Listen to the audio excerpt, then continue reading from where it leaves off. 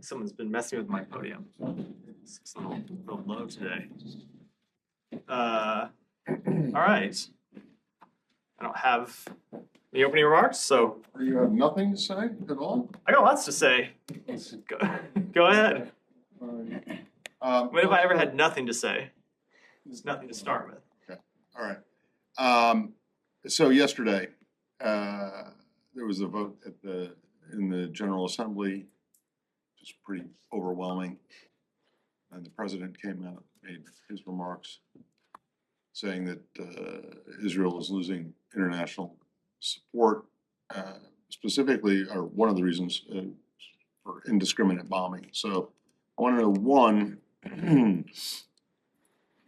what does the administration think about the, overwhelming nature of this vote yesterday?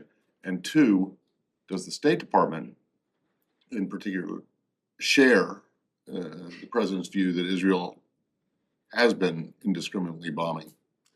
Let me take them in order. So first, with respect to the vote, I would say it's not the first time that Israel has not done well in a vote in the UN. You've seen the UN take a number of votes, oftentimes by fairly dramatic margins with respect to Israel, when we have disagreed with the outcome of those votes. So this is not the first time that has happened. I would think what you can take away from that vote, though, is that it is clear that the world wants this conflict to end, which is a goal that we share. We want this conflict to end. We don't want to see it go on a day longer than is necessary. But we also don't think that stopping the campaign right now and allowing the plotters of the October 7th attacks to continue to operate, to continue to command fighters, to continue to sit in their tunnels, stockpiling weapons and maintaining the ability to continue to launch terrorist attacks against Israel is in the long-term security interests of anyone in the region. We think that the October 7th attacks should have been a wake-up call to everyone that the status quo that has existed in Gaza is not in the national security interests of Israel. It's not in the national security interests of the Palestinian people. It's not in the national security interests of the broader region or, in fact, the world. So we think if you want to see lasting peace, which is our goal and we hope is everyone's goal, including everyone who voted for that resolution, you need to see Hamas removed from authority in Gaza and governance established in Gaza that reflects the legitimate hopes and aspirations of the Palestinian people, and that can eventually lead to the establishment of an independent Palestinian state. With respect to your second question, so we have not made a formal determination to that question. What I believe the president was speaking to, and of course the White House can speak to his exact comments, was the impact of the large-scale bombing campaign that we've seen, where thousands of civilians have been killed. And it's something that we've spoken to, that we have seen too many civilians killed. We understand Israel's intent, but as the secretary has said, what also matters is the results, which is why we have continued to encourage them to take additional steps to protect civilians from harm. So there is no inquiry or ongoing investigation into whether that has happened or not? We continue to monitor what's happening. We continue to collect information at a variety of levels, but I don't have any internal deliberations or processes to speak to. Yeah, but is there? I'm just not going to. I'm just not. Process. I'm just not going to speak to it beyond saying that we continue to monitor and collect information. Well, does that? Well, but I mean, one could infer from that yes, there is an ongoing process inside the administration. Or one could infer from it that there isn't, and it's not something that is being considered. Something that is being considered. I am just not going to. As you look at, as you say, sorry for interrupting. You're continuing to monitor the situation, but as you continue to monitor the situation, is that something that you're looking at? So I'm not going to speak to the internal deliberations. I'll say we are monitoring, we collect information, and we continue to engage in conversations with the Israeli government about the importance of adhering to international humanitarian laws that conduct this campaign. And my last one is because you said that October 7th showed that the status quo in Gaza was not sustainable. But yet, over the last almost decade, you and Israel have done virtually nothing to change the status quo in Gaza. So I will. Let me speak to that exact question with respect to this administration. So we have, since day one, made clear our policy was the establishment of an independent Palestinian state. And you may recall, Matt, we were planning a trip to the Middle East for the week after the October 7th attacks. And as part of that trip, the Secretary was going to visit Saudi Arabia, he was going to visit Israel, and we were going to talk about integration and normalization between those two states. And one of the things that we had planned and put on the table was a very robust package of steps towards an independent Palestinian state. So it has not just been our policy, it is something we were actively working towards in the lead up to October 7th. But again, October 7th has happened. It has changed the landscape of the Middle East. We have made clear that we have a certain set of principles that we think ought to be adhered to going forwards. One of those principles is that Gaza cannot continue to be run by a terrorist organization and used as a launching pad for terrorist attacks against Israel. What was the Gaza aspect of the that was planned for the discussions with the Saudis and the Israelis? So I'm not going to get, it was a robust package. I'm not going to get into what the details were because obviously we have moved well beyond that. Well, yeah, I know, but when you say that it made clear, October 7th made clear that the status quo in Gaza was not acceptable, what did this plan that you had with the Saudis envision for Gaza? I'm not going to speak to the details of that plan because again, it has been very well overtaken by events. Go ahead. Follow up on that collecting information. Can you clarify what you're collecting, towards what end are you collecting information? Again, we are always monitoring the way this campaign is conducted. We are monitoring the way U.S. weapons are used. We are monitoring the way that other weapons are used. And we are in constant conversations with the government of Israel about steps that they can take to minimize civilian harm, about steps that they can take to establish enduring deconfliction routes. You've heard me talk about that from this podium before, so civilians can get out of harm's way. There are a number of things that we continue to monitor and engage in conversations with the Israeli government about. Does the fact that you're collecting information mean that you have seen potential signs of violations of international law that prompted you to start this? No, I would not take that conclusion at all. This is something that we always do with respect to conflicts all around the world. Is we monitor what's happening, we collect information, but you should not read into it any more than that. And then just on the UN resolution, it got more votes in favor than any of the General Assembly resolutions on Ukraine that denounced Moscow and demanded it withdraw all its troops. Does that concern you at all? And does the United States feel diplomatically isolated at all over its support for Israel? No, not at all. As I said, there is a long history of fairly overwhelming vote counts when it comes to resolutions that involve the state of Israel at the General Assembly. This is by no means a first. It goes back a number of years. It goes back decades on a number of different subjects. But as I said from this podium the other day, one of the things that we continue to hear about from our partners in the region and from countries all around the world is the indispensability of American leadership with respect to this issue. We hear it about other issues as well, but we're talking about this conflict in the Middle East now. And you've seen this with the president convening G7 meetings that have produced statements calling for humanitarian pauses and other steps. You've seen this when the secretary has traveled the world. I can tell you, when the secretary travels, and I sit in on his meetings, let's leave aside the Middle East, when we're in Europe, when we're in Asia, we constantly hear from our counterparts both an encouragement of what we're doing to try to keep the conflict from widening, to try to ensure that humanitarian assistance gets in. We hear that countries that want to engage with us and want to get information from us and want to ask us to do things on their behalf. So we very much... what we see in our diplomatic engagements is, as I said, a continued demand from countries in the world that the United States of America continue to play a leadership role. Matt, I want to follow up on what I asked you about the other day about the images of the men who were detained and stripped in Gaza. Have you gotten any answers from the Israelis about these images? So I said the other day we were going to seek information from the Israeli government. We have.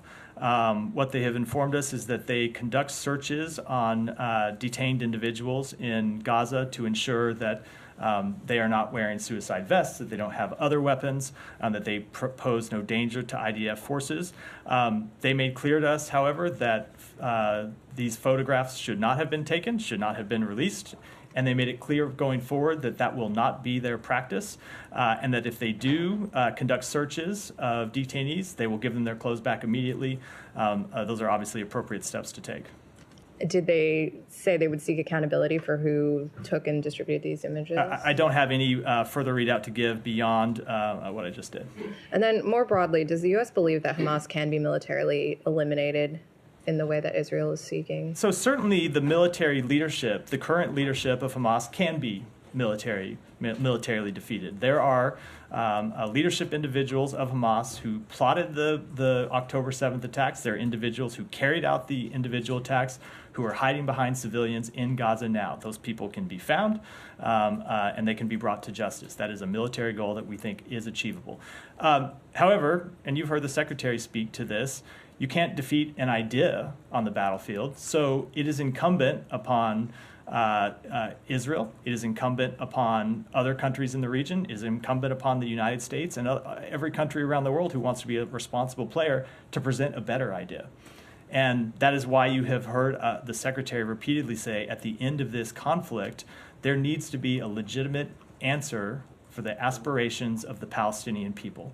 It's why you saw us outline principles in Tokyo about what the post-conflict environment should look like in Gaza, and it's why you've seen the Secretary engage in diplomacy in the region to talk about how we need to start down the path towards the establishment of an independent Palestinian state. And do you believe that the Palestinian Authority can still be revitalized in a way that you guys have spoken to in the past to lead a unified Palestinian state? There was an AP poll today saying that 90% want Abbas to step down. So we do believe that. Obviously, the Palestinian Authority is not in position to step in tomorrow and begin to administer Gaza. They're not in a position tomorrow to step in and provide security assurances and policing and other security guarantees for Gaza, but we do believe that the Palestinian Authority is the representative of the Palestinian people, and a revitalized, reformed, revamped Palestinian Authority is the proper path forward for governance of a reunited West Bank and Gaza. Can I just, sorry, on the photos really quick, is it okay if I follow up? Yeah.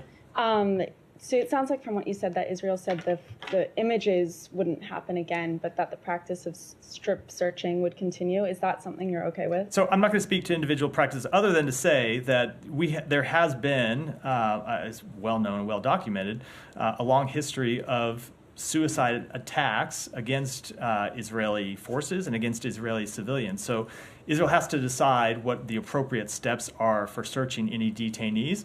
But if they are going to take steps to remove detainees' clothing, if they think that's what they have to do to guarantee that someone is not wearing a suicide vest or otherwise posing a threat, then the important thing is that they immediately return their clothes to them and that they behave in a way that's consistent with the humane treatment of detainees.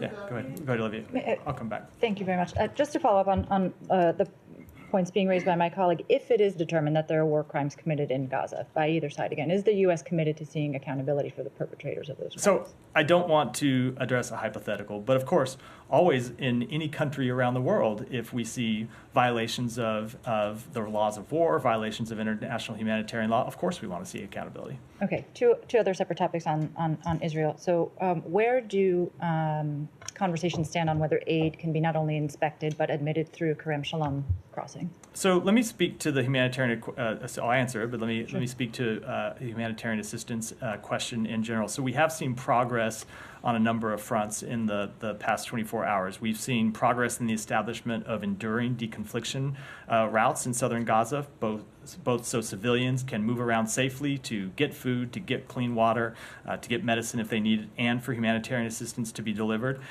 We've seen Israel publicizing 4-hour pauses in southern Gaza, which is important for these very same reasons, so assistance can get in and people can move about. We've seen fuel increase. We've seen an increase in the amount of fuel that's being delivered in to run desalination plants and cooking oil for bakeries. We expect that to continue to increase today.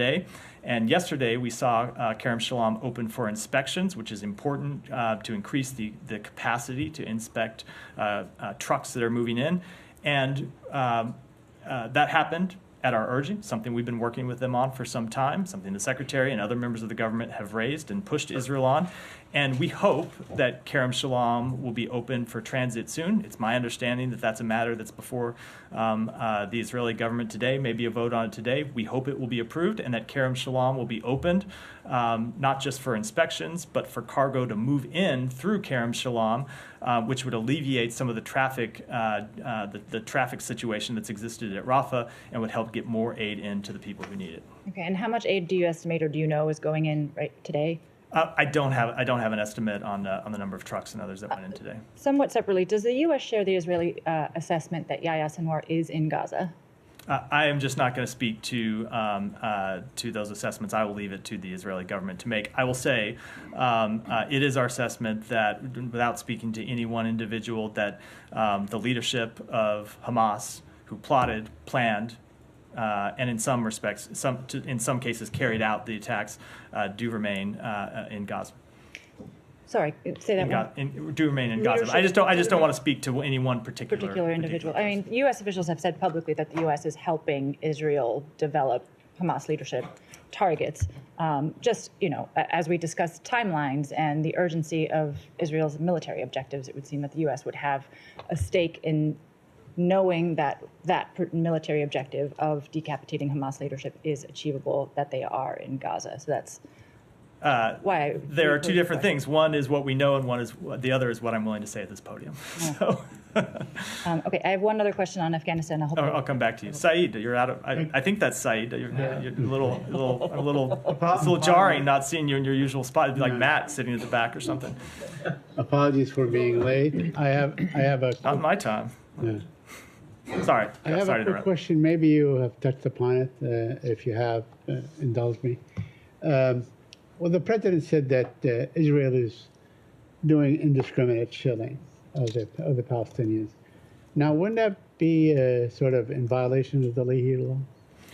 So I did touch on this. And what I said, and I'll repeat, is that we have not made any kind of formal determination of that nature. I think what the president was referring to as that large-scale bombing campaigns, even when carried out with the best of intentions, and even when carried out against legitimate military targets, can lead to the unfortunate loss of civilian lives, which we have seen all too often in this conflict.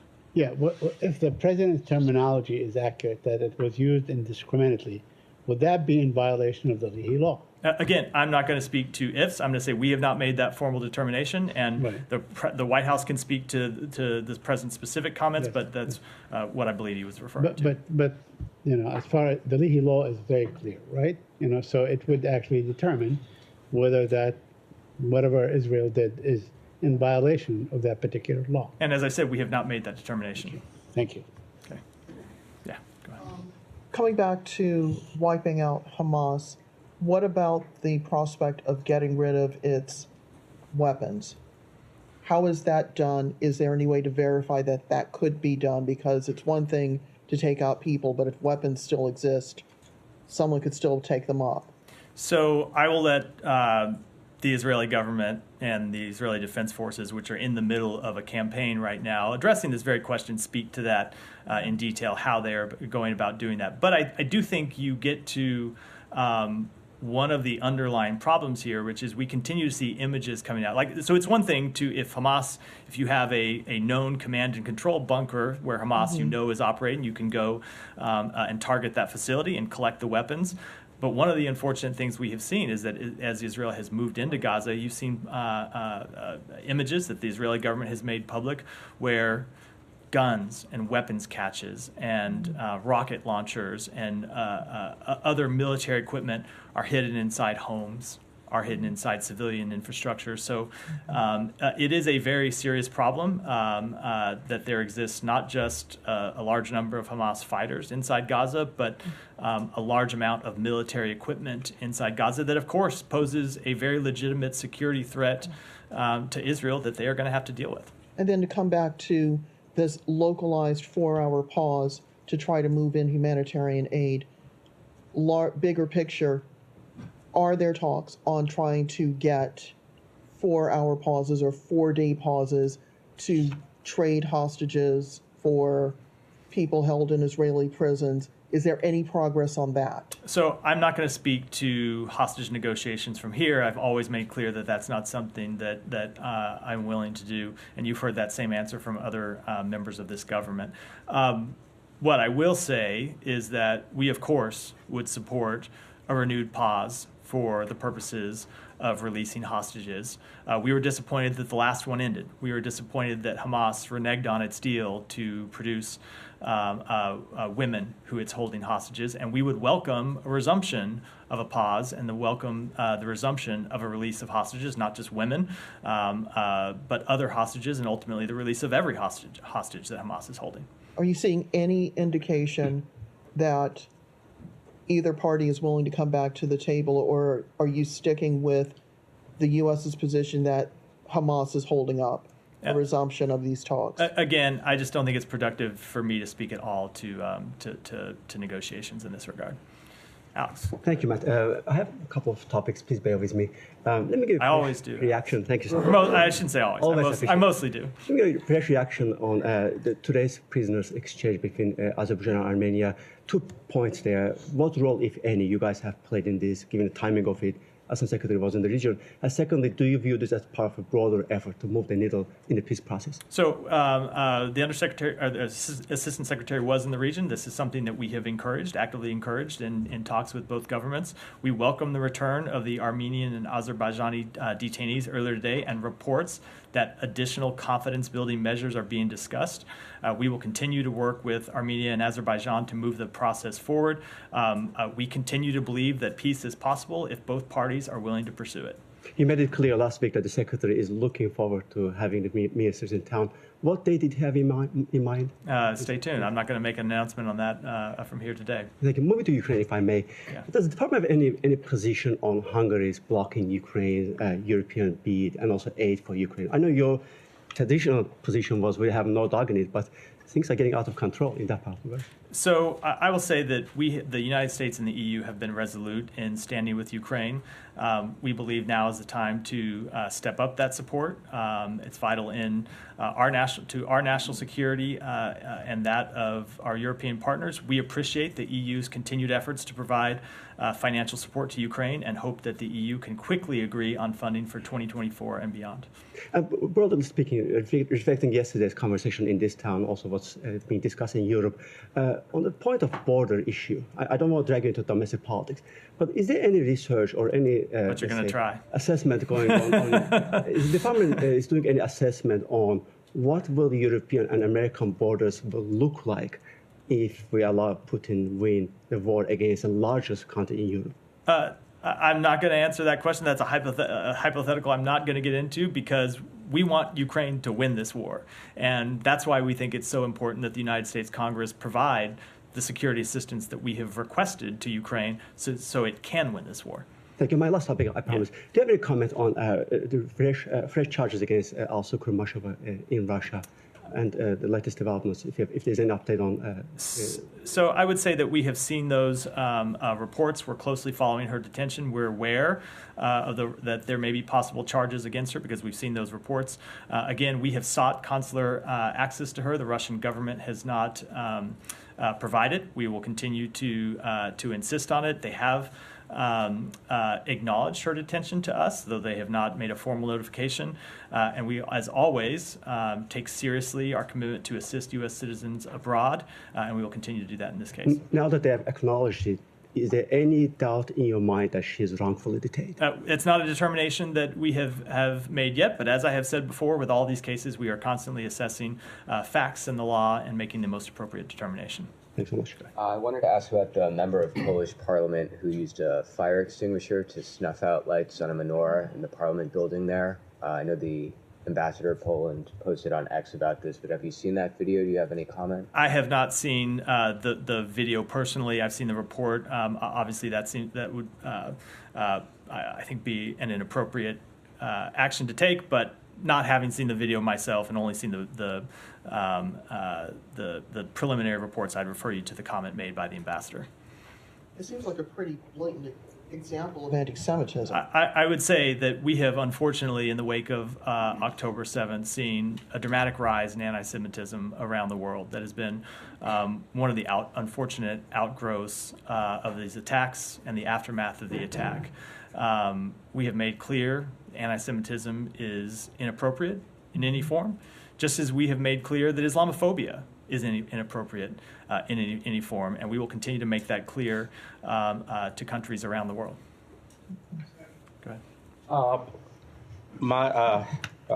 Mac, I have 2 or 3 questions, a small question. Israel is the best equipped army in the world, and they have the support of mighty USA. And they're not fighting another country. They're fighting a small group of people in Gaza Strip. How come they're taking more than 2 months to win their goal? How come still it seems like they're struggling? They are facing an enemy who has had years to dig tunnels underneath civilian population, to hide behind civilians, to arm itself, and who showed on October 7th possess, unfortunately, quite significant military capacity and quite significant ability to inflict torture upon the inflict terrorism on the Israeli people. So I think what you've seen is they are facing a very brutal, entrenched opponent, and they are well within their right to do everything they can to take on that opponent and do everything possible to ensure that October 7th is not repeated. The second question I have, 3-time Prime Minister of Bangladesh, Begum Khaleda Zia, there's a media report that she was being poisoned and ill-treated while she was in government custody. Now, they're not allowing her to go abroad to have adequate treatment, and she's dying. UN already made a request for her treatment in abroad. Does America has any plan to make the same request? Let me take that question back. Get an answer. Go ahead. Go ahead. Come on. Thank you, Matt. I have a couple of questions on Bangladesh and one on Sri Lanka. Could you please share the State Department's stance on the investigative report by Financial Times today, which reports that Sheikh Hasina's government in Bangladesh orchestrated a planned propaganda campaign involving fake news, fake videos, using artificial intelligence tools against the United States and Bangladesh opposition political parties in the contest of upcoming dummy election. So we have seen the concerning use of deep fakes in election-related disinformation in Bangladesh. It's part of a worrying trend around the globe of using AI to manipulate and influence democratic processes. 6 international human rights organizations urge the international community to stand for the protection of fundamental rights in Bangladesh as the regime makes the whole country in prison ahead of so-called election, of banning political activities except election campaign from December 18. On the other hand, Bangladesh Foreign Minister Momen and his deputy claimed that they were also able to manage United States. After forming the government, he mentioned that the U.S. will support the government. What is your response on that? So we are deeply concerned by the reports of mass arrests of thousands of opposition members and reports of torture in prison. We urge all sides to exercise restraint and avoid violence. We urge the government of Bangladesh to work with all stakeholders to create conditions in which all may participate in the pre-election and election environment freely, without fear of violence or retribution. It is our belief that a healthy democracy benefits from a variety of voices speaking freely, engaged in dialogue and discussion, and an exchange about the issues of the day. On Sri Lanka, in a bipartisan resolution of the Senate Foreign Relations Committee, urged the government of Sri Lanka to listen to and respect the rights of the Sri Lankan people by addressing corruption, ensuring justice for human rights abuse, and holding free, fair, local and provincial elections without further delay. What is your comment? So we always support accountability for corruption and, of course, the holding of free and fair elections. Go ahead. Yeah. The Pakistani army chief is in Washington seeking U.S. support against alleged terrorist safe havens in Afghanistan. What kind of support is the U.S. willing to offer Pakistan, and will drone strikes be considered? So I'm not going to comment with respect to his meetings, other than that generally speaking, we look forward to partnering with the Pakistani government on regional security and defense cooperation. We have taken a number of steps to partner with them this year on anti-terrorism activities. In March, the United States and Pakistan held a high-level counterterrorism dialogue to discuss the shared terrorist threats facing our two countries and to develop strategies to cooperate in critical areas such as border security and countering the financing of terrorism. And we fund several counterterrorism capacity building programs in Pakistan focused on law enforcement and justice, and we look forward to carrying out that work. Yeah, go ahead. CBS spoke with the family of Ryan Corbett, an American who's been wrongfully detained by the Taliban, has been held captive there for 16 months. We were told as part of our reporting that Special Representative Tom West just met with Taliban representatives in Doha, and per the State Department's readout of that meeting, detainees, including Ryan, were a central focus of the conversation. A Taliban readout didn't mention detainees at all, so we're curious how willing you believe the Taliban to be to engage on the topic of detainees at this moment. So I don't want to try to assess their willingness. What I will say is that, of course, we have no higher priority than the safety and security of U.S. citizens overseas. Not just in this meeting, but in previous meetings, we have continually pressed for the release of Americans detained in Afghanistan. Special Representative West did meet with a representative of the Taliban this week and pressed for the release of Ryan Corbett and other American detainees. It is something that we never lose focus on, and I'd say that from the secretary on down. A number of people in this building and this administration work on it. So I wouldn't want to assess their willingness other than to say it is the highest priority for us and we will continue to work on it. One quick follow-up, because I believe the last sort of formal readout of U.S. officials' interactions with the Taliban was issued in July. How would you characterize the level, the pace, the tenor of interactions with the Taliban since that time, including in recent months? I wouldn't want to characterize. I'm like searching for an adjective in my head. I don't think I have one to characterize, other than to say that we meet with them when it's in our interest to do so. And one of the reasons we do meet with them is we think we want to see these Americans returned, and we want to do everything in our power to do so. Thank you. Next time, maybe I'll think of an adjective. Can I Go ahead. No, okay. Go ahead. No. Thank you. Yeah, good. You, go ahead. Not you. Go ahead. Good, right there. Yeah. Sorry, I don't know your name, but go ahead. Eva, I'm with the Epoch Times. Okay. Thank you for taking my question. So yesterday, the House Select Committee on the Chinese Communist Party issued a bipartisan policy proposal with 150 recommendations, and they're calling for a reset on the relationship with China. Specifically, some of the recommendations include restricting outbound investment and raising tariffs on goods imported from China. So I'm wondering, how much support would you perceive from the Biden administration on these policy proposals? So I'm not going to speak with respect to those specific proposals, but we have imposed restrictions on outbound investment. We have imposed sanctions and export controls that target specific sectors of the Chinese economy when we've seen inappropriate activities. We have made clear to the Chinese government, the Secretary has made this clear, the President has made this clear, that we will continue to take those actions when it is in our national security interest to do so. But at the same time, we want the ability to work with China both on issues of mutual concern between our two countries and on broader global issues when it makes sense to do so. Go ahead. Okay. Thank you. I have two questions. First one, Israel has a serious plan to flood the tunnels in Gaza with seawater. This action will threaten the lives of hostages and cause environmental disaster.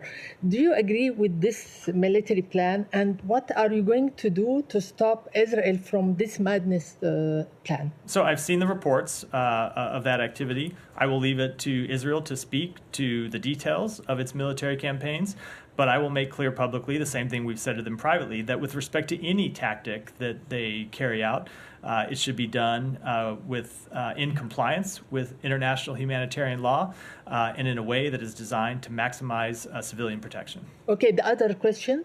The American administration consistently expressed its concern about the safety of civilians in Gaza. But in fact, the weapons supplied by United States are responsible for the deaths of tens of thousands of civilians, most of them children, women, and elderly people. So why doesn't the United States administration put strict condition on the use of these weapons to protect Palestinian civilians? So there are, with respect to every weapon that we transfer, not just to Israel, but to every country around the world, there are conditions on the transfer of those weapons, and we expect that they will be used in full compliance with international humanitarian law.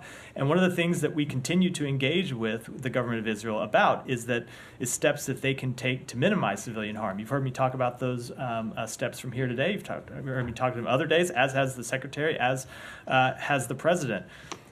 We believe that far too many Palestinian civilians have died as a result of this conflict. We want to see Israel take additional steps to protect innocent civilians. We want to see them establish these enduring deconfliction zones and enduring pauses that are predictable, so civilians know where they can go to get out of harm's way. So civilians, so humanitarian assistants know that they can bring assistance in. I'll go back to what I've said a number of times, which is this is such a difficult problem because you have Hamas continuing to embed itself in civilian homes, in civilian infrastructure, to use civilians as human shields. But that doesn't in any way lessen Israel's burden to do everything it can to protect civilians, and that is what we are engaging with them on a daily basis to try to achieve. Okay. Come over here. I'll just follow up Biden's remarks yesterday. In the same remarks, Biden said that Netanyahu has to change, and this came hours after Netanyahu said that there's a disagreement with the Biden regarding the post-Hamas Gaza. I know you don't comment on White House Biden's remarks, but who's got a radio in the room or walkie-talkie? Sorry. I would say sorry for interrupting. It actually wasn't me interrupting. Go ahead. Has there been any contacts with the Israelis regarding this after Biden's remarks yesterday? And what was the reaction from the Israelis? How does the U.S. plan to overcome these disagreements with the Netanyahu government? So I'm not going to speak to any conversations that we may or may not have had since in the last 24 hours, but I'll say we have been quite clear for some time that there are steps that we think Israel needs to take that you have seen the Israeli government come out and say they're not prepared to take. And you've seen that at times. We've overcome those disagreements. You saw it when the Secretary traveled to the region and wanted to achieve an increase of humanitarian assistance. The Israeli government wasn't willing to do it at first. We reached an agreement. You saw the Secretary come to the region and say, we want to see humanitarian pauses implemented, and the Prime Minister come out and say they were unwilling to do so, and then a few days later implement them. And you have seen, most notably, I think, a very disagreement between us and the government of Israel about the establishment of an independent Palestinian state. So the case that we have made to them privately, and we will continue to make publicly to them and to other countries in the region and around the world, is that there can be no lasting peace and security in the region without meeting the legitimate aspirations of the Palestinian people. We believe that is not just in the interests of the Palestinian people, but in the long-term security interests of the Israeli people. One of the things that you have heard the Secretary say a number of times when talking about the steps that we have urged the Israeli government to take is that a lot of things we encourage them to do are not just the morally right thing to do, but are in Israel's security interests. And that's a case that we will continue to make to them. Yeah, thank you, Matthew. Yesterday, the Iranian foreign minister said that, and he confirmed that his government is receiving messages from Washington weekly. But he said that this has nothing to do with Iran, and these groups who are attacking the U.S. forces in Iraq and Syria, they are defending the people in Gaza. Do you think that the Iranian government derailing your messages and they are not taking care of your messages, and they have no will to rein their groups in Iraq and Syria from attacking your forces? So I will say that the Secretary's had a number of conversations, including a face-to-face meeting in Baghdad with Prime Minister Sudani, and has been very clear on two things. One, that we expect the Iraqi government to take action against the groups that have carried out attacks against U.S. forces, and most recently against the U.S. Embassy in Iraq, and that if they don't,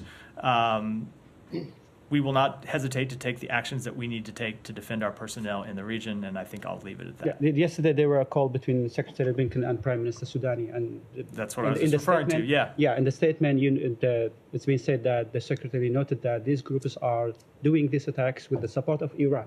But do you aware of that the groups that you name it in the recent statements and the Pentagon statements, they are part of the popular mobilization groups, Hashd al-Sha'bi, and these groups are funded by the Iraqi government. They're receiving this year 2.7 billion from the Iraqi budget.